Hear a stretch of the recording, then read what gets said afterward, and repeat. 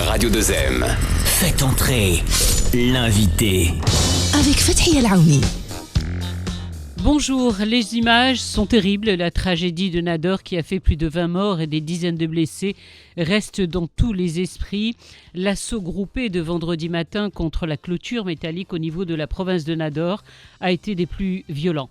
Organisés en groupe armé, barres de fer, couteaux, marteaux, les migrants ont dans leur course provoqué une bousculade énorme et des chutes mortelles du haut de la clôture. 140 éléments des forces de l'ordre ont également été blessés. Hier, une importante réunion s'est tenue à Rabat en présence des cadres du ministère des Affaires étrangères, du ministère de l'Intérieur, des ambassadeurs et représentants diplomatiques africains au Maroc. Ces derniers ont condamné l'assaut des clandestins et ont exprimé leur pleine disposition à collaborer avec les autorités marocaines. Alors, comment faire face à une telle situation? Le Maroc peut-il y arriver seul? Avec nous au téléphone, Emmanuel Dupuis. Il est le président de l'Institut Prospective et Sécurité de l'Europe. Bonjour. Bonjour. Vous avez suivi ce drame, comme beaucoup, je l'imagine. Cette fois-ci, Emmanuel, les migrants n'ont pas juste tenté de franchir le mur frontalier, mais ils étaient armés et bien armés. Et il semblait qu'ils étaient prêts à tout face aux gardes-frontières, des couteaux, des crochets métalliques, des marteaux. On avait rarement vu ça. Oui, alors je pense qu'il faut faire la différence entre les migrants et les réseaux criminels qui ont encadré les migrants et qui, pour ne pas dire, ont incité les migrants à passer à l'offensive. Ça, c'est une première chose. Les migrants, spontanément, s'inscrivent dans des logiques de trafic. On le sait, depuis maintenant 2017, il y a eu près de 14 000 tentatives de pénétration dans les dans les deux enclaves espagnoles de Ceuta et de Melilla, vous l'avez mentionné vous-même, mais c'est surtout le fait de bandes organisées ou de réseaux criminels, réseaux mafieux. D'ailleurs, Frontex, l'agence européenne des gardes-frontières et des gardes-côtes, ne cesse de rappeler que la modicité de son budget, à plus de 315 millions d'euros l'année dernière, est absolument disproportionnée par rapport à ce que ce trafic de migrants rapporte à ces organisations criminelles. Interpol rappelle que rien qu'en 2021, ils ont gagné près de 4,5. Ce trafic a généré 4,5 milliards de dollars. Donc on voit qu'il y a une disproportion qui évidemment est combattue. Elle est combattue par tous les pays qui y font face. Prenons évidemment l'exemple du Maroc et de l'Espagne. Le Maroc, par exemple, et c'est ce à quoi vous faisiez référence par rapport à la réunion des différents protagonistes impliqués dans la résilience ou la lutte contre les trafics de migrants. Le Maroc a démantelé, rien que l'année dernière, près de 4000 cellules de ces réseaux de trafic.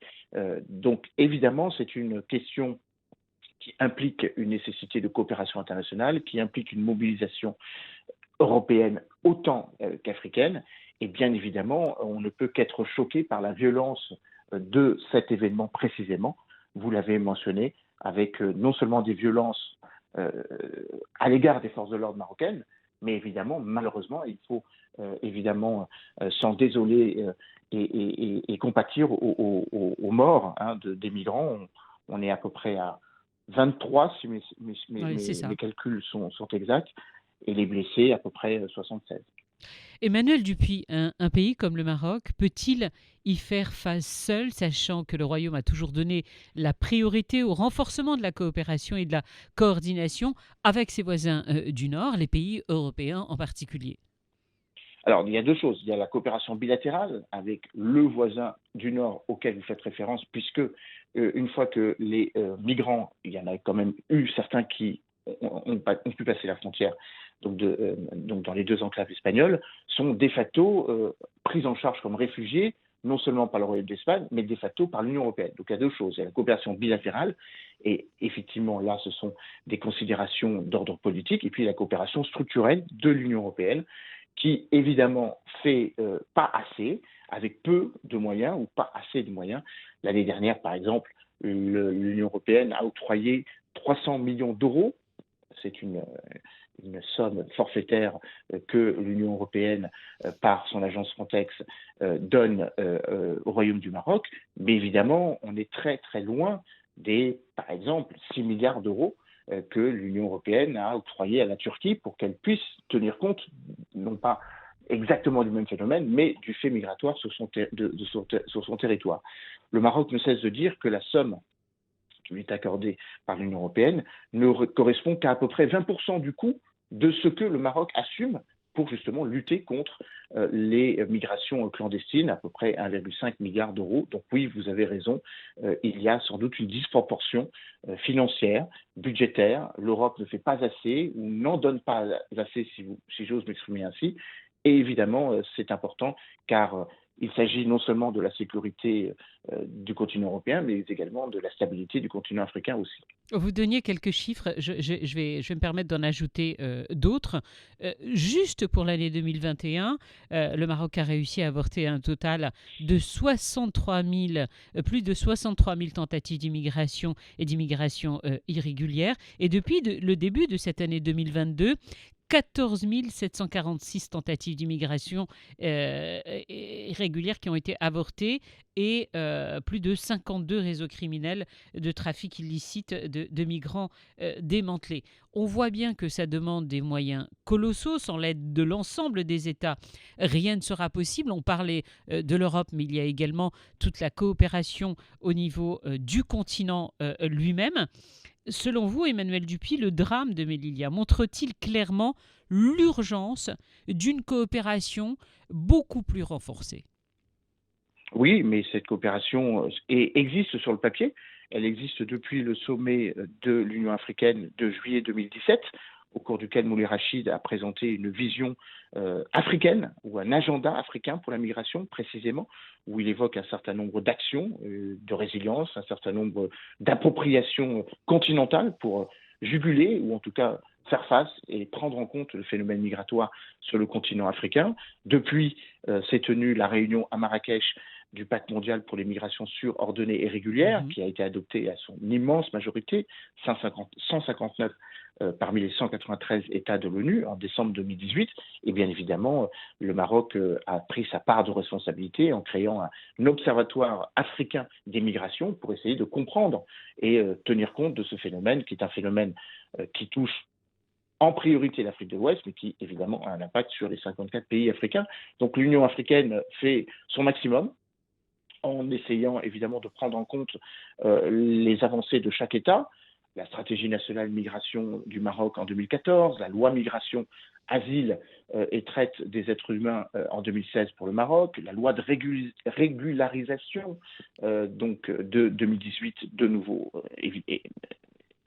je fais référence à celle du Maroc de nouveau. Donc bref, il y a effectivement toute une série d'actions qui sont menées, qui existent sur le papier. Ce qui est un peu plus compliqué, c'est la coordination bilatérale, d'une part, parmi certains pays africains, d'autre part, et bien évidemment le fait qu'il puisse y avoir une sorte de moindre implication sur cette question depuis plusieurs années, plusieurs mois, allons jusqu'à plusieurs mois, eu égard au fait que les priorités étaient ailleurs. L'intégration économique, la lutte contre le terrorisme qui s'est accélérée et qui est en train de s'éparpiller du Sahel vers la côte du golfe de Guinée d'une part, mais également de plus en plus vers le Sénégal et de facto fragilisant ou mobilisant un pays comme la Mauritanie davantage qu'il ne l'a fait durant les précédentes années. Donc on voit bien qu'il y a une recrudescence de cet agenda migratoire qui préoccupe depuis longtemps le continent africain, mais qui semble se réveiller à mesure que les crises que le continent européen n'a pas réussi à juguler, celle du Sahel notamment, celle de la Libye, et après tout les déstabilisations politiques ou la carence de gouvernance dans un certain nombre de pays, qui est aussi un facteur d'accélération du phénomène migratoire. Il est vrai que la chute des gouvernements démocratiques, la chute des gouvernements institutionnels au Mali et en Guinée est un facteur aussi qui provoque, je pense notamment à la Guinée, où un certain nombre de migrants subsahariens présents au Maroc viennent précisément de ce pays. On voit, je vais faire un lien si vous me le permettez, on voit régulièrement l'ONG SOS Méditerranée qui tire la sonnette d'alarme sur les drames humains qui se jouent en Méditerranée. L'ONG qui est sans cesse confrontée au refus des pays européens d'accoster dans ces ports juste pour sauver des vies. On se disait ça va durer quelques années et puis ça va s'arranger. Aujourd'hui, force est de constater que plus de 10 ans sont passés et que la situation, malheureusement, est toujours la même. Oui, non, mais l'ONG SOS Méditerranée auquel vous faites référence rappelle surtout que 3000 personnes sont mortes l'année dernière en voulant traverser la Méditerranée, que la mobilisation d'un certain nombre de pays est plus forte que dans d'autres, et que la fermeture des frontières, enfin la philosophie de la fermeture des frontières, la fermeture de l'espace Schengen plus précisément, concomitant bien évidemment avec la crise de la pandémie, n'est pas un facteur qui a favorisé l'absorption ou la prise en compte humanitaire du phénomène, nonobstant la mobilisation de certaines personnalités emblématiques. Je pense au pape François qui a rappelé l'importance pour que chaque État harmonise ses politiques migratoires, que l'on en revienne sur le principe de Dublin, l'accord de Dublin qui précise que dès que vous rentrez dans un pays de l'Union européenne, vous avez de facto le statut de réfugié pour l'ensemble des pays qui appartiennent à la zone Schengen, et bien évidemment le fait que cette question est une question qui est autant liée aux tensions diplomatiques entre l'Espagne et le Maroc depuis mars, à partir de la crise, du paroxysme de la crise de mi-mars donc de l'année dernière, autant d'une mobilisation, d'une insuffisante agenda migratoire d'un certain nombre de pays européens. Il est vrai que pendant la présidence française de l'Union européenne, qui va se terminer d'ici 3 jours, il n'y a pas eu une très forte mobilisation sur ce sujet. Est-ce que vous pensez qu'avec les beaux jours, la situation risque de s'aggraver ? Oui, on le voit d'ailleurs chaque été. Le paroxysme des transhumances migratoires se fait pendant l'été, avec ce paroxysme de août-septembre 2015, où on avait vu 1,5 million de personnes tenter de traverser la Méditerranée. Évidemment, les étés successifs ont été moindres en termes de mobilisation donc de ces réseaux criminels. Il faut toujours rappeler que ce sont des réseaux criminels qui organisent cette migration, mais il n'en demeure pas moins que des personnes tentent et tenteront toujours de traverser la Méditerranée. La vraie question, ce n'est pas tant le fait de les arrêter ou de pouvoir les arrêter, mais de pouvoir arrêter ceux qui s'en jouent et qui jouent sur la vie de ces migrants. Et c'est évidemment et qui s'en mettent plein les poches. Qui s'en mettent plein les poches, bien sûr, mais c'est pour ça que c'est un engagement à la fois militaire. Les forces armées royales marocaines sont fortement engagées contre la lutte contre la criminalité organisée. Plus de 20 000 de ces militaires marocains, enfin de ces forces armées marocaines, forces armées royales sont consacrées à cette question. Et bien évidemment, c'est aussi une question fiscale, une question judiciaire, une question qui fait la jonction entre les différents services. C'est la raison pour laquelle vous faites référence à cette réunion qui réunit tous les acteurs marocains de lutte contre les criminalités dans son acception la plus large. Et évidemment, la création du BCIG, le Bureau central des investigations judiciaires, en 2015, contribue justement à cette centralisation donc de la lutte, parce que les réseaux criminels dont nous parlons sont souvent ceux qui soutiennent, voire même sont les mêmes que ceux qui sous-tendent les actions terroristes ou les actions de déstabilisation, non seulement en Afrique du Nord et dans la bande sahélo-sahélienne, mais de plus en plus, évidemment, en Golfe de Guinée. Comme vous êtes le président de l'Institut Prospective et Sécurité de l'Europe, comment vous avez réagi, vous, à cette annonce de la Grande-Bretagne de donner des millions de dollars au Rwanda pour en fait refiler la patate chaude et expulser en fait tous ceux qui seraient arrivés illégalement et monter un gigantesque camp de réfugiés au Rwanda? Vous avez réagi comment? De deux manières. Premièrement, en tant qu'humaniste, en m'offusquant du fait que ça a été fait en catimini sans que toutes les autorités compétentes aient pu donner leur avis.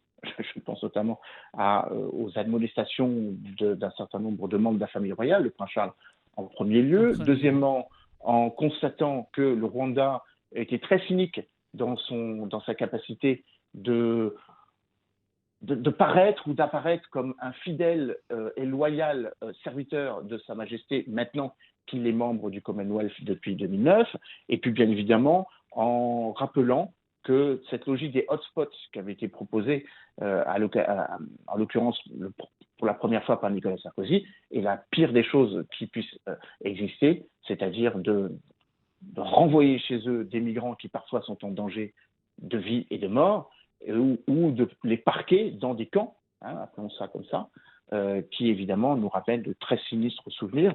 Donc bien évidemment, on ne peut que s'étonner du fait qu'il n'y ait pas eu plus d'admonestations. Il y en a eu quelques-unes quand même à la Chambre des communes britanniques, mais évidemment en critiquant de nouveau le stratagème de Boris Johnson.